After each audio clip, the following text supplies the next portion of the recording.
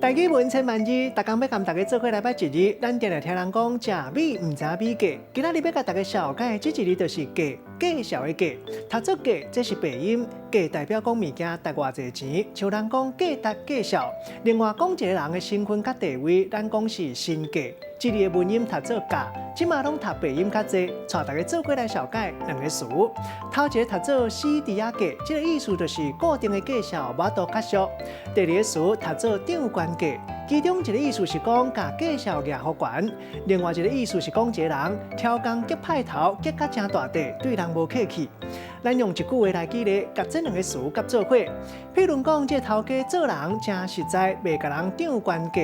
也毋过一个欠点，就是卖物件拢是死猪仔价。今仔日小解这一字价，这是背音，另外文音读作价，带大家做伙来参考。